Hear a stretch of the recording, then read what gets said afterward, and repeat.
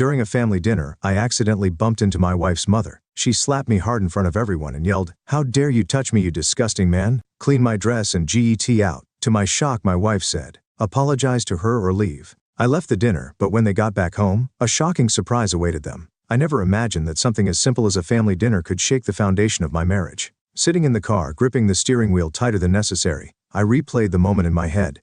The slap, the silence, the look on my wife's face. My cheek still burned, not just from the sting of Gloria's hand, but from the realization that the woman I married, the woman I thought loved me, had chosen her mother over me in the most humiliating way possible.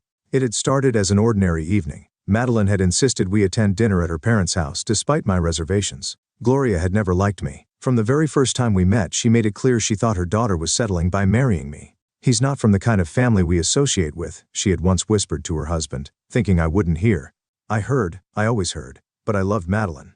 So I tolerated Gloria's passive-aggressive remarks, her snide comments, the way she looked at me like I was a cockroach that had somehow crawled into her home. I endured it all because I thought Madeline was worth it. Tonight, though, I learned just how wrong I was. Dinner had been in full swing. The dining room filled with the clatter of silverware, forced laughter, and the usual boasting from Gloria about how perfect her life was. I had gotten up to refill my glass when it happened. I accidentally brushed against Gloria as I turned. It was nothing, barely a touch. But in her world, it was a crime worthy of punishment. Before I could even process what was happening, her hand connected with my face. A loud slap, sharp, public, humiliating. The room fell into absolute silence. Every pair of eyes turned to me. The weight of their judgment pressed down on me like a suffocating blanket. My ears rang. My mind scrambled to understand. Gloria was staring at me, her lips curled in disgust as she spat out words that burned just as much as her slap. "How dare you touch me, you disgusting man? Clean my dress and get out, disgusting man." As if I were nothing more than dirt beneath her feet, I stood there frozen, not because I was afraid, but because my mind refused to believe what had just happened. This wasn't a mistake. She had meant to humiliate me. And worse, she expected me to accept it. I turned to Madeline. Surely she would step in, tell her mother she was overreacting. I wasn't asking for much, just the barest form of support, the slightest indication that she saw me as her husband, and not just some insignificant outsider. But instead, Madeline's gaze was empty, cold even, and then she said the words that made my stomach drop. "Apologize to her or leave." I could have laughed at how ridiculous it was. Apologize? For what? For existing in Gloria's presence? For standing too close to her? For daring to breathe the same air? My lips parted, but no words came out. I searched Madeline's face for something. Remorse, regret, even hesitation. But there was nothing, just indifference. That was the moment everything changed. I had spent years bending over backward to prove myself to this family. I tolerated their judgments, their veiled insults, their endless comparisons to the men they thought Madeline should have married. I did it all for her. And in return, when I needed her most, she sided with them without hesitation. I exhaled slowly, the tightness in my chest making my decision for me. I wasn't going to apologize. I was done playing their game. With a quiet nod, I turned on my heel and walked out. I didn't slam the door. I didn't argue. I didn't give them the satisfaction of seeing me break because I wasn't broken. I was angry. And beneath that anger was something much colder, much sharper: resolve. As I stepped outside, the cool night air hit my face, soothing the heat still lingering from Gloria's slap. My mind raced. But for the first time in a long while, it wasn't clouded by the need to please anyone. I saw things with painful, crystal clarity. They thought I left in shame, that I walked out because I was weak, that they had won. They were wrong. I wasn't leaving in defeat. I was leaving to prepare a surprise they would never forget. By the time I reached my car, my plan was already forming. They wanted to humiliate me? Fine. But they would soon learn that I don't take humiliation lightly. They had spent years looking down on me, treating me like I was beneath them. Tonight they had made a mistake that would cost them. I pulled out my phone and dialed the only person I knew would understand the weight of what had just happened: Carter. Carter was more than just a friend. He was someone who thrived on exposing people's dirty secrets. He had helped me out of messy situations before, and I knew that if there was anything worth uncovering about Gloria, he would find it. The phone barely rang twice before he picked up. "What's up?" he asked, his tone casual. "I need you to dig into something for me." "Gloria," I said, my voice steady calm.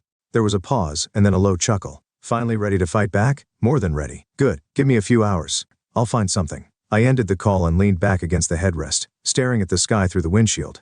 This wasn't about revenge. It wasn't even about getting even.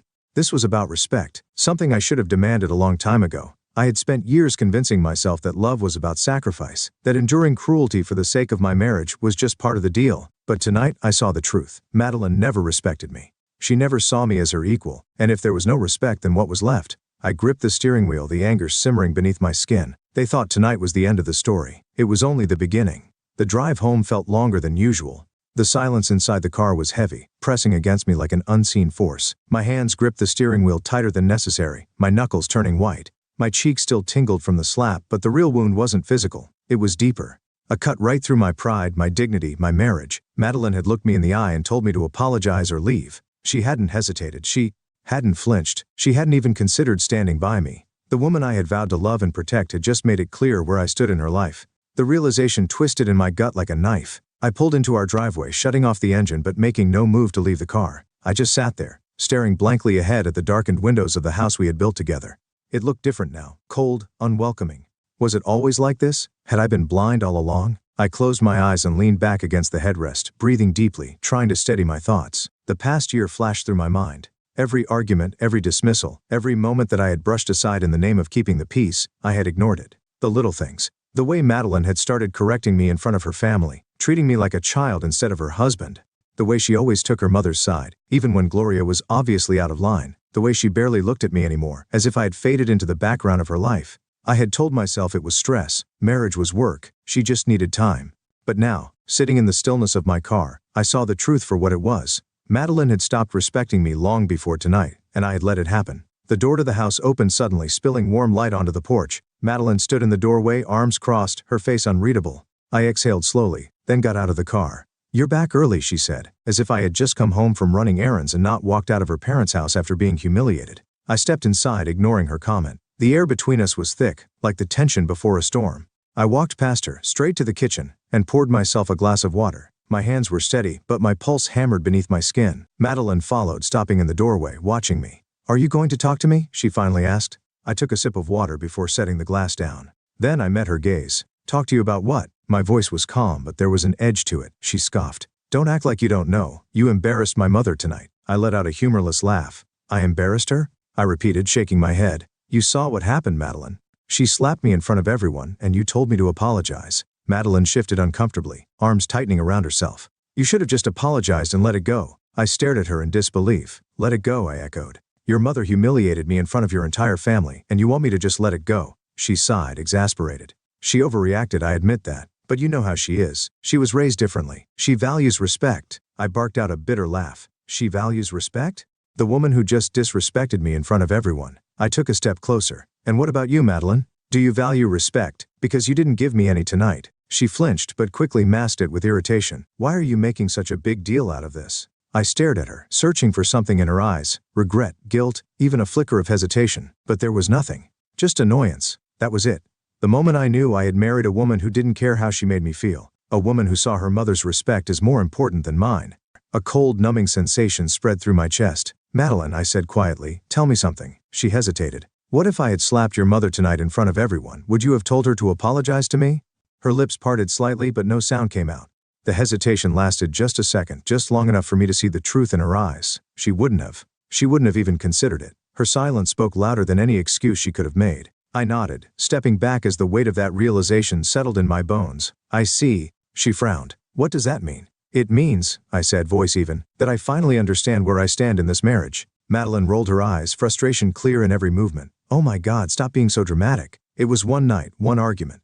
Are you really going to act like our entire marriage is ruined because of it?" I exhaled through my nose, looking away. "No," I admitted. "Our marriage was ruined long before tonight." She tensed. "Excuse me. You stopped prospecting me a long time ago," I said simply. "I just refused to see it." Her jaw tightened. "You're being ridiculous. You're blowing this out of proportion." I smiled, but there was no warmth in it. Maybe. Or maybe I've just finally had enough. She opened her mouth to argue, but I didn't wait to hear it.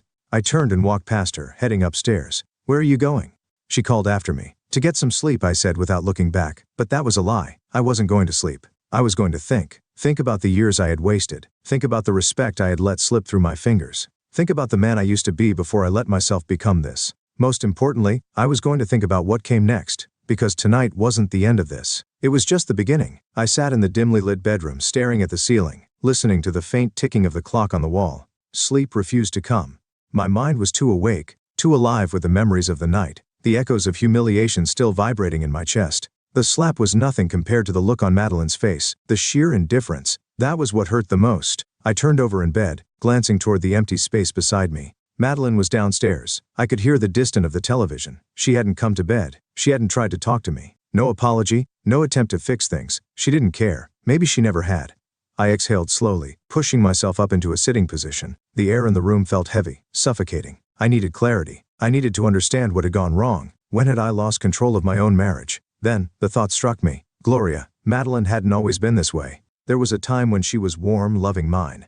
But over the years, something had changed. Gloria had changed her. The poisonous whispers, the constant judgment, the subtle conditioning. It had all led to this moment where my wife saw me as nothing more than an inconvenience, and I wasn't going to sit back and accept it anymore. I reached for my phone and dialed Carter, my best friend since college. More than that, he was an attorney and one of the sharpest minds I knew. If there was anything to find on Gloria, Carter was the man who would dig it up. The call barely rang twice before he answered. Man, it's past midnight.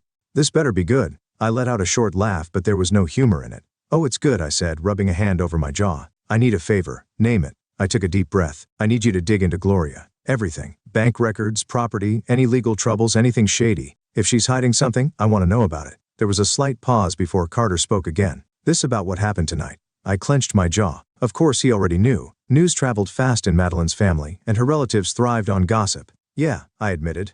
And I have a feeling this goes deeper than just her being a controlling nightmare. Carter let out a low whistle. All right, give me a few hours. I'll see what I can find. I nodded to myself. Appreciate it, always. You deserve better than this crap, man. I hung up and exhaled slowly, feeling a small sense of relief. At least I was doing something. I wasn't just sitting here, waiting for another slap, another humiliation. I lay back down, staring at the ceiling. If Gloria had secrets, I would find them. And when I did, she would learn that humiliating me had been the worst mistake of her life. Morning came with an eerie stillness in the house. I woke up feeling oddly refreshed, my mind clear. For the first time in a long time, I felt like I had control. I got dressed in silence, listening for any signs of Madeline. She was still in the guest room. Good. I had no interest in pretending everything was normal. By the time I made my way downstairs, my phone vibrated with an incoming message. Carter, you're going to want to see this. My heart pounded. I quickly grabbed my keys and left the house without a word to Madeline. Carter's office was in a sleek downtown building, modern and minimalistic. When I walked in, he was already waiting, a folder in his hand and a knowing smirk on his face. That was fast, I said, shutting the door behind me. I don't play around, he replied, sliding the folder across his desk. Take a look. I opened it, my eyes scanning the pages, and then I froze. There it was. Multiple bank transactions, large sums of money wired to a private investigator, a hidden real estate property under a false name, shell companies. And then the biggest bombshell of them all, an affair. I slowly placed the papers down, staring blankly at them. She's been cheating on Richard? I asked, almost disbelieving. Carter nodded, leaning back in his chair. For years. And she's been covering it up with those fake business trips. He let out a dry chuckle. Gloria's not just a control freak, she's a fraud. I swallowed hard, my mind racing. I had expected something, but not this. This was nuclear. What are you going to do? Carter asked, studying me. I met his gaze. I'm going to use it. His eyebrows raised slightly, but he nodded. Figured you'd say that, just be careful. Women like Gloria don't go down without a fight. I stood, sliding the folder back to him. That's fine. I'm not fighting. I'm ending this. As I walked out of Carter's office, my pulse pounded with anticipation. Gloria thought she could humiliate me and walk away unscathed. She was wrong. When I got home, Madeline was waiting for me in the living room, arms crossed, an irritated look on her face. Where were you? She demanded. I set my keys down calmly. Out. Her eyes narrowed. We need to talk. I smirked. Yeah, we do. She seemed caught off guard by my tone, shifting uncomfortably. Look, I know you're upset about what happened last night, but you can't just leave like that without saying anything. It's childish. I let out a slow breath. You know what's childish, Madeline? Allowing your mother to disrespect your husband in front of an entire room and then expecting him to apologize for it. Her face flushed with anger. You just don't understand how my mother is. She's always been strict. She doesn't mean cut the crap, Madeline. I interrupted, stepping closer. This isn't about your mother being strict. This is about you choosing her over me every single time. She fell silent, lips pressed into a thin line. I watched her carefully. Do you even respect me, Madeline? She flinched. Just like last night. That hesitation told me everything. I smiled coldly. That's what I thought. She took a step back. What are you planning? I exhaled, shaking my head. You'll find out soon enough. As I turned to walk upstairs, I heard her call after me. You're acting crazy. I paused, glancing over my shoulder. No, I said. I'm finally thinking clearly. She had no idea what was coming. None of them did. The house was silent when I stepped inside. The kind of silence that felt wrong. Too still, too heavy. I had spent the entire day preparing for what was coming. I had made calls, set things in motion, and now all that was left was to wait. But patience had never been my strong suit, especially not when my blood was boiling beneath the surface. I poured myself a glass of whiskey and sat in the living room, my fingers tapping against the glass as I listened to the distant sound of a car pulling into the driveway. They were here. Madeline, Gloria, and Richard. I had been expecting them. The front door opened with a sharp creak and in walked Madeline, looking tense. Her mother followed closely behind, her heels clicking against the floor, her usual air of superiority wrapped around her like a cloak. Richard was the last to step inside, his face unreadable, his posture stiff. Gloria barely spared me a glance before speaking. "I assume you've had enough time to reflect on your behavior," she said, her voice dripping with condescension. I took a slow sip of my drink, letting the burn settle before answering. "Oh, I've done plenty of reflecting." Madeline sighed and crossed her arms. "Can we just talk about this like adults?" I smirked. "That depends. Are you ready to act like one?" Her eyes narrowed. "Don't start." I leaned back in my chair, my gaze shifting to Gloria. "You came all this way, so let's skip the theatrics." "What do you want?" Gloria scoffed. "An apology for starters. You embarrassed me last night." I laughed. Actually laughed. "Let me get this straight," I said, tilting my head. "You slapped me in front of an entire room of people, humiliated me, and then my own wife told me to apologize for it. And you still think I owe you an apology?" Gloria's lips curled in distaste. "You should have handled yourself better. It was an accident. But instead of diffusing the situation, you stormed out like a child." I nodded slowly, setting my drink down. "You're right, Gloria. I should have handled it better." Her expression shifted slightly, sensing something beneath my words. I stood up, straightening my shoulders. "That's why I took some time to think, and in that time I made a few phone calls, had a few conversations." I turned my gaze to Richard, watching him carefully, and I learned some interesting things. Gloria stiffened. "What are you talking about?" I smiled. "Tell me, Gloria, how was your last business trip?" A flicker of something, panic, flashed across her face before she masked it with annoyance. "That's none of your concern." Richard shifted beside her, his brows furrowing. "What is he talking about?" I reached into my pocket and pulled out my phone. I swiped the screen a few times before holding it up. A series of photos filled the screen. Gloria, with another man. Hotels, restaurants, private getaways. Richard's face paled. Gloria's entire demeanor changed in an instant. "Where did you get that?" she hissed. I shrugged. "Does it matter?" Madeline's mouth opened slightly, confusion and disbelief written all over her face. What is this?" Richard slowly turned to Gloria, his voice dangerously low. "Is this true?" Gloria stammered, reaching for an excuse, but there was nothing she could say. "I always wondered why you looked down on me," I continued, my voice calm. "But now I see it clearly. You act like you're above everyone, but you're just a liar, hiding behind a perfect image. And you thought you could treat me like garbage." I shook my head. "No, Gloria, not anymore." Richard took a shaky breath, his fists clenching at his sides. "You've been cheating on me." Gloria's panic escalated. "Richard, please, it's not." "Save it," he snapped. His face was cold, detached, like a man seeing the truth for the first time. "I'm done." Gloria reached for him, but he stepped back, disgust clear in his eyes. Madeline looked between them, then turned to me, her voice barely above a whisper. "You did this on purpose." I met her gaze without flinching. "No, Madeline, your mother did this to herself. I just made sure the truth came out." Her face crumbled for a brief second before anger took its place.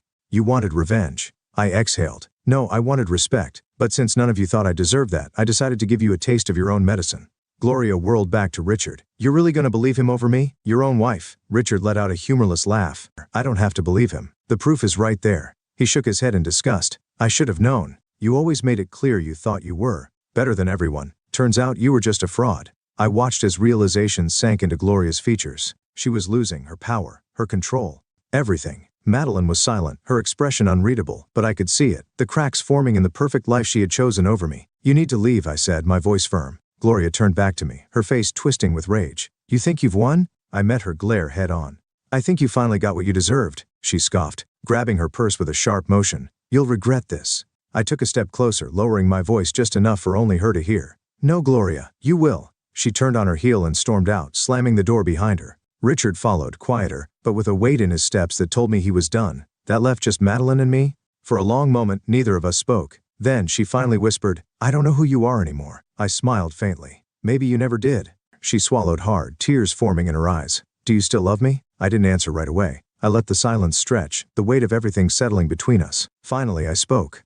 "I love the woman I married," I said quietly, "but I don't know if she exists anymore." Madeline's breath hitched, her lips parting as if to say something, but no words came. I walked past her, heading upstairs, leaving her to sit in the wreckage of the life she had chosen. She had sided with her mother against me. Now she had no one left to side with, and I didn't feel sorry for her. Not one bit. The house was quiet after the storm of the confrontation. Too quiet. The kind of silence that settled like dust after destruction. I sat at the kitchen table, fingers wrapped around a cup of coffee I had no intention of drinking.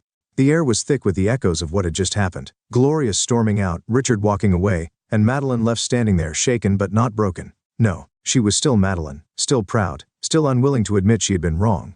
I could hear her moving upstairs, her footsteps slow, hesitant, as if she was debating whether to come down and face me. I had spent years trying to decode her emotions, trying to understand the inner workings of a woman who once loved me but had slowly, methodically stopped. But tonight, I didn't care to understand her anymore. A sharp knock on the door broke my thoughts. I knew who it was before I even opened it. Carter. I unlocked the door and stepped aside. He walked in, tossing a file onto the kitchen counter. I found more, he said simply. I raised an eyebrow. More? Carter smirked. You didn't think Gloria's affair was the only skeleton in her closet, did you?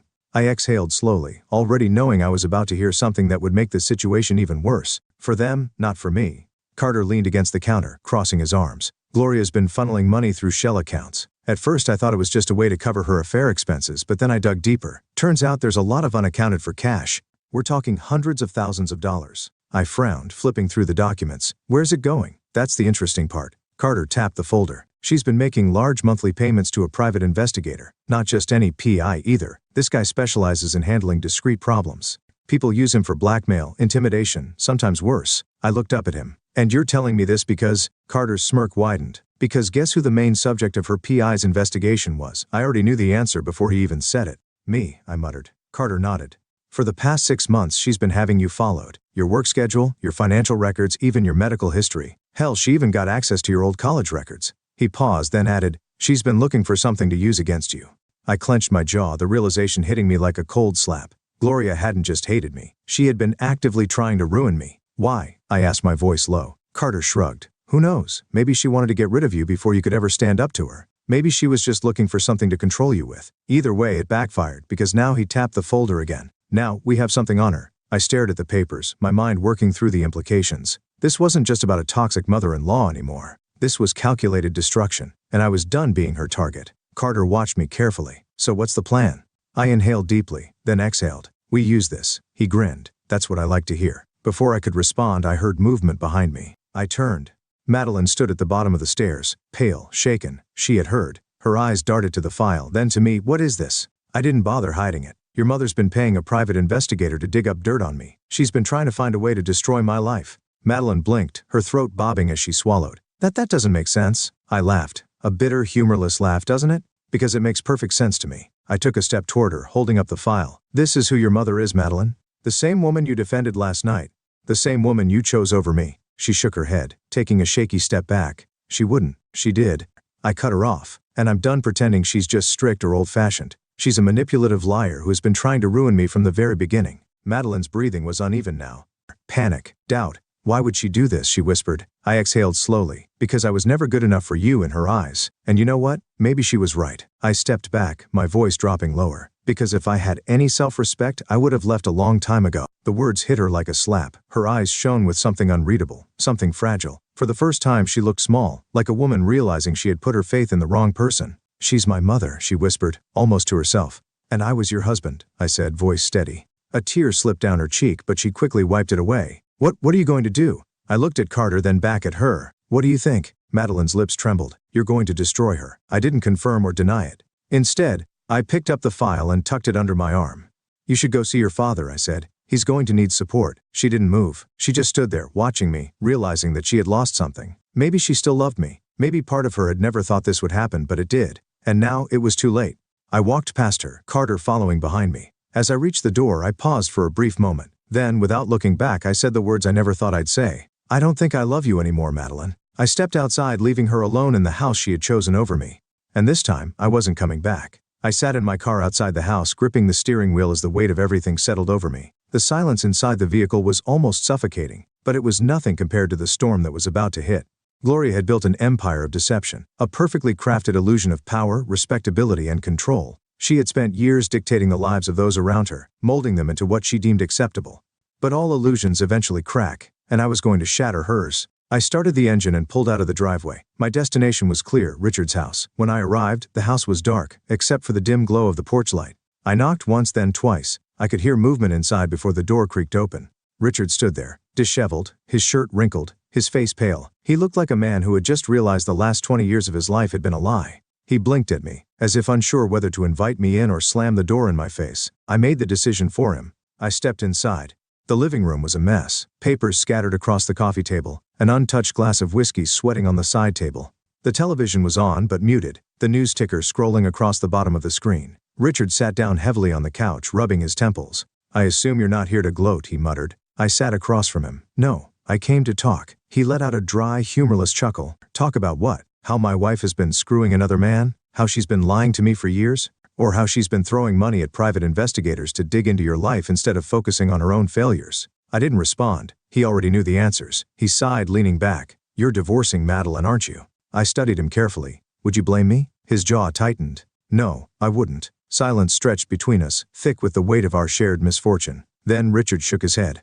I always knew there was something off about Gloria. She always needed to be in control. Even when we were young, it was always about her image, her reputation. I just never thought he trailed off, running a hand over his face. I was a fool. I watched him for a moment before speaking. You're filing for divorce, aren't you? He let out a slow breath. Yes. A part of me felt sorry for him. He had spent his entire life devoted to a woman who saw him as nothing more than a tool. But another part of me knew this was justice. She had built a house of lies, and now it was crumbling. She won't go down without a fight, I warrant. Richard's mouth curled into a bitter smirk. Let her fight. She's got nothing left to use against me. And the truth? It's the one thing she can't control. For the first time in years, I saw something in Richard's eyes that I hadn't seen before. Freedom. Gloria had lost. The next morning, I woke up to chaos. I had barely gotten out of bed when my phone buzzed repeatedly. Text messages, missed calls, some from Madeline, some from unknown numbers. But the one that caught my attention? A news article. I clicked the link, my eyes scanning the headline. Prominent socialite Gloria D. caught in scandal. Allegations of infidelity, fraud, and embezzlement surface. I let out a low whistle, scrolling through the article. Someone had leaked everything. The affair, the secret bank accounts, the shady transactions, and at the center of it all, Gloria, unraveling before the public eye. My phone rang.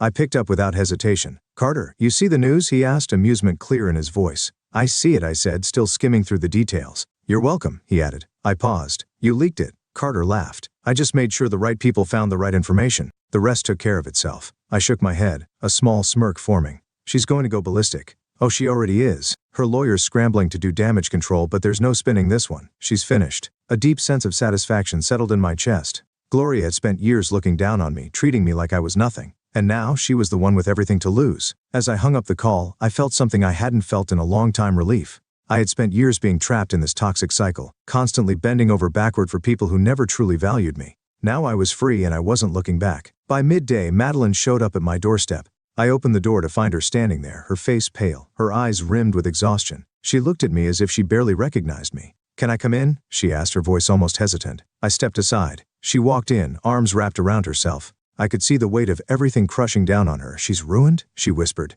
My mother, she's lost everything. I nodded, leaning against the counter. She did it to herself. Madeline turned to me, her gaze searching. You knew this would happen, didn't you? I didn't answer. She already knew. She exhaled shakily. I don't know what to do. I studied her carefully. That depends. On what? On whether you want to keep living in her shadow or finally step out of it. Her lips parted slightly, but she said nothing. We stood there in silence, and for the first time I saw it. Madeline wasn't just mourning her mother's downfall. She was mourning the person she thought she was supposed to be. I didn't know if she would ever change. I didn't know if she would ever truly understand what she had lost. But I knew one thing. I was done waiting for her to figure it out. You should go, I said quietly. She flinched, as if the words had physically hit her, but she didn't argue. She just nodded, turning toward the door. And as I watched her leave, I knew. This time it really was over. No more second chances, no more waiting, no more looking back. For the first time in years, I was finally truly free. The days that followed were a whirlwind of destruction. For Gloria, for Madeline, and for the entire illusion they had built over the years. I watched from a distance as their world crumbled, piece by piece.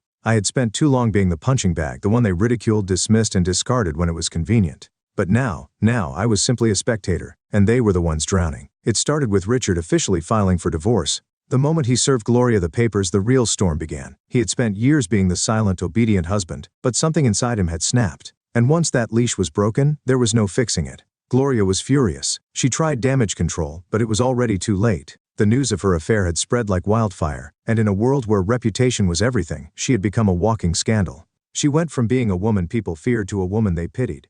Her so-called friends, the ones who had always gossiped behind her back but smiled to her face, were the first to abandon her. Her standing in high society, destroyed. The invitations to exclusive events, revoked. The carefully curated image she had spent decades building, shattered. But the real blow came when her lover's wife found out. Turns out, Gloria wasn't his only affair. And once his wife got wind of everything, she did what any wealthy, scorned woman would do. She made sure he paid for it. In a matter of weeks, Gloria had lost her lover, her husband, and her entire life's work. And as for Madeline, she was collateral damage. I had moved out of the house we once shared. The moment I made it clear that there was no going back, I packed my things, signed the papers, and left. Madeline had begged me to reconsider. I still remembered that night. She had shown up at my apartment looking smaller than I had ever seen her. Her eyes were red-rimmed, her hair disheveled, a far cry from the composed, confident woman I once knew. "Please," she had whispered, standing at my door. "Let's just talk." I had stared at her for a long moment, the ghost of our past hanging between us. Then, I stepped aside. She walked in, hugging her arms to herself. She looked around the apartment, taking in the minimalist space, the absence of us. I gestured toward the couch. "Say what you came to say." She swallowed hard. "I made a mistake. I didn't answer." She took a shaky breath. "I didn't mean to hurt you. She trailed off, biting her lip. "I never thought things would turn out like this." I let out a slow breath, leaning against the counter. "What did you think was going to happen, Madeline?" She flinched. "I don't know. I thought my mother." "Exactly," I cut her off. "You thought about her?" "Not me, never me." Tears welled in her eyes, but I didn't move. "You never stood up for me," I continued, my voice steady. "You let her disrespect me for years, and when she finally crossed the line, you made it clear that I didn't matter." Her shoulders shook. "I was wrong." I laughed, a dry, bitter sound. "Yeah, you were." She looked at me, searching for something, for hope, for forgiveness. But I had nothing left to give her. "You love me," she said, almost desperately. I exhaled slowly. "I love the woman I thought you were." A sob escaped her lips. "I can be that woman again." I shook my head. "You can't, why not?" I stared at her, my chest hollow. "Because I don't trust you." She broke then, crumbling under the weight of everything she had lost. And for the first time I felt nothing. No satisfaction, no revenge, just emptiness. She wiped at her tears, whispering, "Is this really it?" I nodded. "This is it, Madeline." She let out a shaky breath. "I never thought I'd lose you." I didn't respond because she hadn't lost me. She had thrown me away. By the next day she was gone. The divorce was finalized within the next few weeks. There was no fight, no arguments about assets. She didn't want the house. Too many memories. I didn't want it either. Too much history. So we sold it. And just like that, we erased the last piece of what we had built together. As for Gloria, her downfall wasn't just financial, it was personal. Richard took half of everything in the divorce, and without him to cover her mistakes, she was drowning in legal fees and settlements. The businesses she had secretly funneled money through, exposed. The image she had tried so desperately to maintain, destroyed. She tried filing lawsuits against the media outlets that covered her scandal, but no one took her seriously. She had no power left.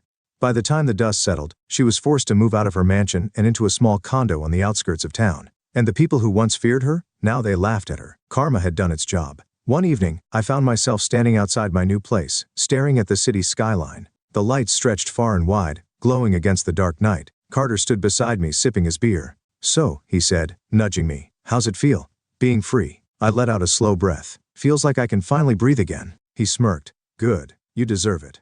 I nodded, watching the cars below, the city filling the air. For the first time in years, I wasn't waiting for something to go wrong. I wasn't walking on eggshells, trying to please people who would never be satisfied. I was just me. Whole, unapologetic, free. Carter raised his bottle. "To new beginnings." I clinked mine against his, to never letting anyone treat me like trash again. And as I took a sip, I knew this was only the beginning of the life I was meant to have. It had been weeks since the divorce was finalized. Weeks since I had last seen Madeline, since Gloria's downfall had become public knowledge. Weeks since I had to deal with any of them. And in that time, I had come to realize something strange. Silence was freedom. For the first time in years, I wasn't waiting for the next insult. I wasn't bracing myself for another dinner filled with side-eye glances and passive-aggressive remarks. I wasn't lying awake at night, wondering what I had done wrong to make my wife look at me like I was a stranger. I was just living. And God, it felt good. But closure? That was something I wasn't sure I'd ever get, at least not until she showed up. It was a Saturday afternoon, and I had just finished unpacking the last of my boxes. My new place was smaller than the house Madeline and I had shared, but it was mine. No memories of betrayal, no ghosts of a love that had died long before the papers were signed. I was pouring myself a drink when the doorbell rang. I frowned. Carter wouldn't just show up unannounced, and I wasn't expecting anyone else. Setting the glass down, I made my way to the door and pulled it open. Madeline stood there. Her hair was tied back, her face free of makeup. She looked different, smaller, more fragile. But I wasn't going to let myself be fooled by appearances. I leaned against the doorframe, arms crossed. "What do you want?" She swallowed, shifting on her feet. "Can we talk?" I studied her, waiting for that familiar feeling, the tightening in my chest, the aching need to fix things, to try one more time. But there was nothing. No longing, no regret, no pain, just indifference. I exhaled. "Fine, but make it quick." She stepped inside, looking around. "You redecorated." I let out a dry chuckle. "Yeah, it's called having a place that actually feels like home." She flinched, but I didn't apologize. I wasn't here to make her feel better. I motioned for her to sit, but she didn't. Instead, she stood near the couch, wringing her hands. "I've been thinking a lot," she started. I raised an eyebrow. "That's new." She shot me a look but didn't take the bait. I needed to see you." I folded my arms. "Why?" She hesitated. "Because I realized I never really told you the truth. Not just about my mother but about everything. I didn't respond. I just waited. She took a deep breath. I loved you. I still do in a way. But I let her get in my head. I let her shape the way I saw you, and I didn't even realize it was happening. She looked down, her voice softer. I thought I was protecting myself. But all I did was lose the only good thing I ever had. I clenched my jaw, forcing myself to stay still. She lifted her gaze to mine. I know you'll never forgive me, and I don't deserve it, but I needed you to know that I see it now. Everything you did for me, everything I threw away. Silence filled the space between us. I exhaled, rubbing a hand over my jaw. You're right, I'll never forgive you. She sucked in a sharp breath. But not because I hate you, I continued. I won't forgive you because I don't need to. That part of my life, it's over. Her lips trembled. I understand. I nodded. Good. She swallowed hard. I'm leaving the city. That caught me off guard. What? She let out a humorless laugh. Yeah, I can't stay here. Everything reminds me of you, of my mother, of how badly I screwed up. I need a fresh start. For the first time since she walked in, I saw something genuine in her eyes. She wasn't just looking for forgiveness. She was looking for peace. And for the first time in a long time, I felt nothing but relief. I exhaled. I hope you find what you're looking for, Madeline. A tear slipped down her cheek, but she wiped it away quickly. You too. She hesitated, as if she wanted to say something else. But then she just gave me a small nod and walked toward the door. I didn't stop her. I didn't ask her to stay. I just watched as she stepped out of my life for good. And when the door clicked shut behind her, I let out a long, slow breath. Closure. It wasn't dramatic. It wasn't satisfying in the way movies made it seem, but it was real, and it was enough. The next day I met Carter for lunch. He smirked when he saw me. So, what's the verdict? Did she come crawling back? I took a sip of my drink. Something like that. He leaned forward, and I shrugged. She's leaving town. Carter blinked. Wait, she's leaving? Yep. He let out a low whistle. Damn, didn't see that coming. I exhaled. Neither did I. But it's for the best. Carter studied me for a moment. You don't seem angry. I thought about that for a second. Then I shook my head. I'm not. And that was the truth. The anger, the resentment, the bitterness, it was all gone. It had burned itself out, leaving behind nothing but quiet acceptance. Carter smirked.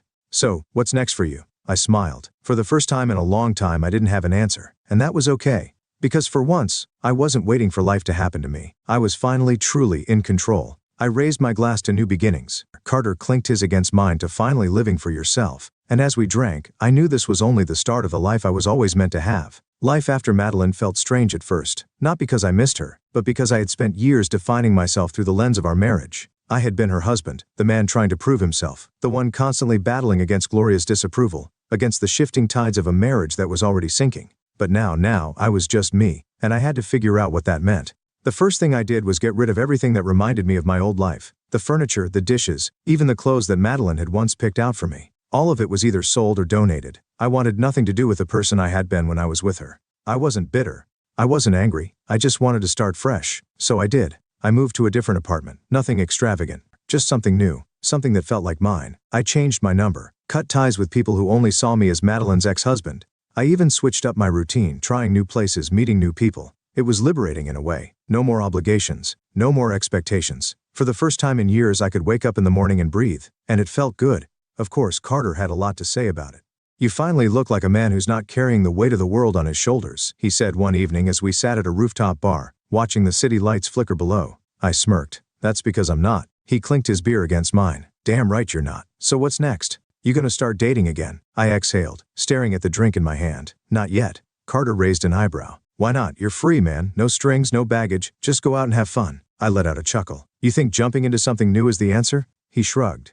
I think letting yourself enjoy life is the answer. I considered that. For years I had been so focused on surviving my marriage that I had forgotten how to actually live. Now I had time. Time to figure out who I was outside of being someone's husband. Time to do the things I had put off. Time to be selfish for once. All right, I said, setting my drink down. Let's start with something small. Carter grinned. Now we're talking. Over the next few weeks I focused on myself. I went to the gym more, not because I wanted revenge body nonsense, but because I wanted to feel strong again. I picked up old hobbies. Things I had let go of because they didn't fit into Madeline's idea of what a respectable husband should do. I traveled on a whim, took weekend trips, met new people who didn't know anything about my past. For the first time I was living without the weight of someone else's expectations, and it was intoxicating. One night, Carter convinced me to go to a social event, a gallery opening downtown. I wasn't really into the art scene, but I figured, why not? We arrived, and the place was buzzing with energy. The walls were lined with abstract paintings, and people walked around with glasses of champagne, pretending to understand what they were looking at. All right, Carter said, nudging me. Tonight, no overthinking. Just enjoy yourself. I rolled my eyes. I know how to have fun. Do you though? He teased. I chuckled, shaking my head. Shut up and get me a drink. While Carter wandered off to the bar, I strolled through the gallery, taking in the paintings. Some were impressive. Others just looked like expensive scribbles. That's when I noticed her. She stood near a large canvas, arms crossed, tilting her head as she studied the piece. She was striking, not in an over-the-top way, but in a way that made you look twice. Her dark wavy hair cascaded over one shoulder, and she had an air of confidence that was unapologetic. I don't know what made me walk over to her. Maybe it was the newfound freedom I had been embracing. Or maybe it was just time. You look like you actually understand this, I said, standing beside her. She turned, raising an eyebrow. And you look like you don't. I grinned, guilty. She smirked. It's a metaphor for transformation. I glanced at the painting, a chaotic mix of colors bleeding into each other. Right? Definitely got that. She let out a soft laugh. Liar. I chuckled, shrugging. Maybe, but you make it sound interesting. Her eyes studied me as if trying to figure me out. You don't seem like the art gallery type. I'm not, I admitted, but I'm trying new things. Good for you. I take it you actually like this stuff? She nodded. It's more than just paint on a canvas. It's about stories, experiences, emotions. She tilted her head. Kind of like life, really. I found myself intrigued, not just by her words but by the way she carried herself. Confident, unfiltered. Maybe I need a better guide, I said. She smirked. Maybe you do. Before I could say anything else, Carter appeared with drinks. Here you go, he said, handing me a glass. Then he looked between me and the woman beside me, grinning. I see you've made a friend. I turned back to her. I didn't catch your name. She smiled. It's Sienna. I held out my hand. Nice to meet you, Sienna. She shook it, her grip firm. Likewise. Carter gave me a knowing look. But for once I ignored him. Because for the first time in a long time, I wasn't thinking about the past. I wasn't replaying what went wrong or wondering if I could have done anything differently. I was just here in the moment and damn, it felt good. Later that night as I walked through the city streets, I found myself smiling. Not because I had met someone new, not because I had finally moved on, but because I had finally let go. For years, I had been stuck in a cycle fighting for respect, for love, for a place where I belonged. Now I realized I didn't need to fight anymore. I didn't need Madeline. I didn't need validation from her family. I just needed to live. And as I looked up at the night sky, breathing in the cool air, I knew one thing for sure. The best part of my life was only just beginning. There's something poetic about watching the people who once looked down on you fall apart. Not because I actively sought revenge. No, I had long since made peace with my past. But because life has a way of balancing the scales, and I had a front row seat to the chaos unfolding. Gloria had lost everything. Her high society friends turned their backs on her. Richard took half of everything in the divorce, and the media wouldn't let her scandal die. She tried clawing her way back into relevance, but her name had been tainted beyond repair. And the final blow? Her bank accounts were frozen after an investigation into the financial fraud Carter had uncovered. Turns out funneling money through shell companies isn't a good long-term strategy. She went from living in a mansion with housekeepers at her beck and call to a modest condo in a neighborhood she once sneered at. The woman who had once told me I was beneath her daughter had now become a cautionary tale, and I was thriving. One afternoon, Carter and I sat at a small outdoor cafe watching the world pass by. You hear about Gloria? He asked, taking a sip of his coffee. I smirked. I try not to keep up, but let me guess, she's in trouble again. He chuckled. More than trouble. She got evicted from her condo. Apparently she couldn't keep up with the payments. I raised an eyebrow. You're kidding? Nope. Carter leaned back in his chair looking entirely too pleased. She's staying with some distant relative now. Word is she's trying to sell her jewelry to keep afloat. I let out a slow whistle. The mighty had truly fallen. Guess karma finally caught up with her, I mused. Carter smirked. Guess so. We sat in silence for a moment, the weight of it all settling. Years ago, if someone had told me I would be sitting here completely unaffected by the mess Gloria and Madeline had made, I wouldn't have believed them. But now I felt nothing. No anger, no resentment, no desire to rub it in, just peace. And that was enough. A few days later, I received a call from an unknown number. I almost ignored it, but something told me to pick up. Hello. There was a pause. Then a hesitant voice said, It's me, Madeline. I exhaled, running a hand through my hair. What do you want? She hesitated. I wanted to talk. I leaned against my desk, waiting. She was the one who walked away. She was the one who made her choice. Now she was reaching out. Madeline, there's nothing left to say, I said, my tone even. She let out a shaky breath. I know. I needed to hear your voice. I closed my eyes briefly. Once those words would have meant something to me. But now, they were just echoes of a past I had no desire to relive. You're moving on, aren't you? She asked, her voice barely above a whisper. I opened my eyes. Yeah, Madeline, I am. A long silence stretched between us. Then she laughed, a soft, bitter sound. I guess I always thought you'd wait for me. I shook my head. That was your mistake. She sniffled. I don't expect you to forgive me. I don't even know why I called. I wanted to say I'm sorry. I sighed. I know. Take care of yourself, she said softly. You too. Then, she was gone. And with that call, the last piece of my past was finally put to rest. A week later, I found myself back at the gallery where I had met Sienna. I wasn't expecting to see her again, but there she was, standing by a new painting, her dark hair cascading over her shoulder, completely absorbed in the art. I hesitated for a moment, then walked up beside her. Still pretending I know what I'm looking at, I said. She turned, a smirk playing at her lips. Still terrible at it? Absolutely, she chuckled. At least you're honest. I glanced at the painting, tilting my head. This one's different from the last, more chaotic. She nodded. It's about rebirth. The artist painted it after going through something that completely changed their life. I studied it for a moment. Seems fitting. Sienna raised an eyebrow. Why's that? I met her gaze. Because that's exactly what I'm doing. Her lips curved into a knowing smile. Starting over? I nodded. Something like that. She took a sip of her drink, watching me closely. Well, for what it's worth, I think new beginnings are a good thing. I exhaled, feeling lighter than I had in years. Yeah, I think so too. And for the first time in a long time, I wasn't just saying it. I meant it.